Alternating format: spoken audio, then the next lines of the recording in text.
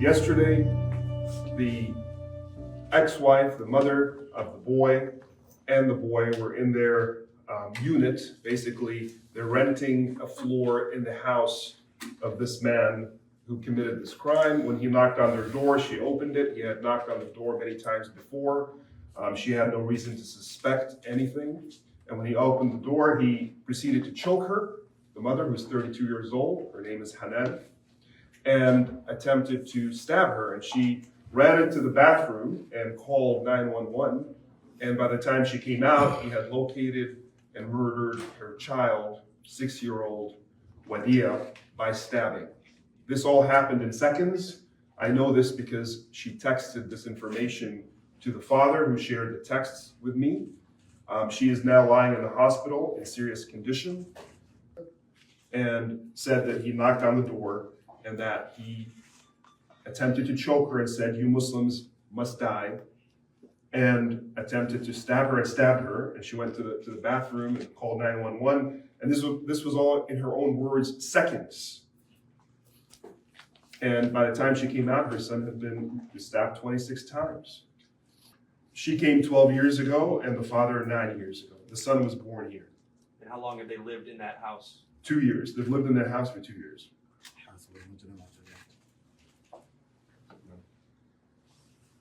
To bring accountability for his life taken too soon. He's saying basically that the memory of his son will live with them, but for them to feel that this life was meaningful to the community, to society, to this country, accountability, justice has to be achieved. To what extent was this person radicalized and brainwashed by this lopsided, one-sided atmosphere that has fanned the flames of hatred against Muslims and Palestinians? And just as the families of these Palestinian American citizens back in Gaza and in Palestine are suffering from what is now being called war crimes, blanket bombings, etc., and this boy and his family who sought refuge in the United States have now been stabbed. One is killed and one is in serious condition. We fear for her life. And I was talking to the father, and he mentioned that, part of the reason we came here is to escape the subtler violence in which situations like this could occur with impunity. I was just speaking to the uncle, and he was making that same point. He was telling me very clearly in a private meeting just before, he said, we're not only completely heartbroken and devastated by what happened, but we are afraid of what may happen more in the future, to how many more people. We are afraid in this atmosphere that is being fanned, the flames of hatred and otherization, dehumanization. The Palestinian community feels it more than any. They're at the brunt of it. Muslims in general feel, the periphery of it, but definitely feel it as well. Per the own statements of this individual, Muslims must die, that extension, that connection is always there. I was talking to my family in Gaza. I don't know what's happening to them right now. The last communication was 3 days ago. No power, no water, no food. They live at Al-Rimal Street.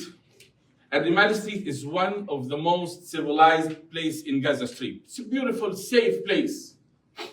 I remember when I was a child going over there to visit my uncles. Beautiful place. Less than half an hour, this street was totally demolished. We don't know how many of the families survived, because they were told, leave or we will kill you. They left. They went to Rafah, and still they bombed them in Rafah. And that's the thing. And this is the message, I want my American fellows, my American brothers, to understand what we are suffering. We are presenting peace, and the question that was asked, that what we will do nothing, because we are peaceful people. We are educated people. We are not criminals.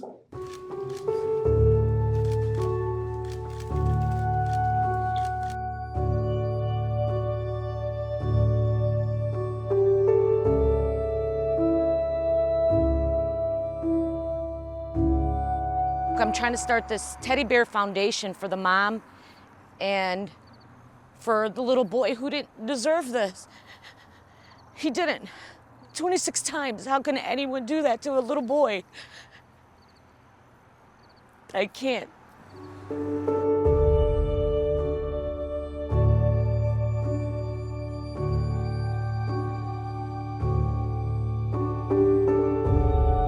It's heartbreaking.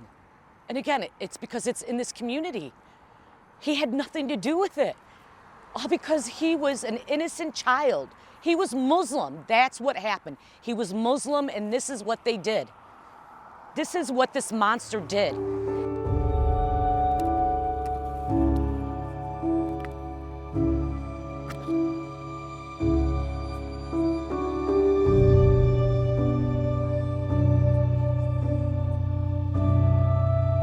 My daughter gave up one of her stuffed animals and she said, this is for him. So that's her stuffed animal. And then she said that's the mom bear and that's her holding her son, the blue.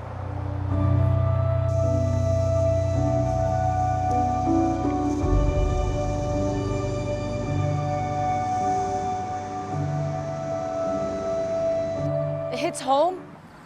You don't feel safe now. I live in Plainfield for over 20 years. You don't feel safe. I don't feel safe. Someone on Facebook, literally, I was going after me right now, calling me a terrorist.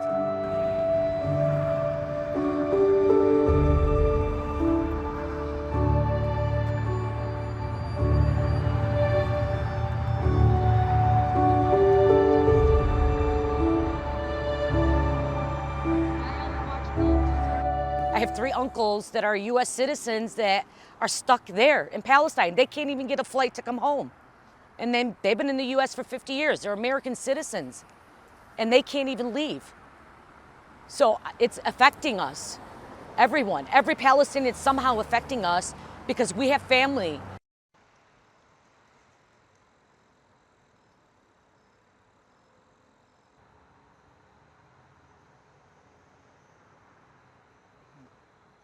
The Palestinian community will pull together. This is the first in our community that this has happened. Hopefully it's the last, but we're seeing a lot of this. A lot of, on social media, us being attacked. In person, social media, it's gonna happen. You're gonna see more and more of this.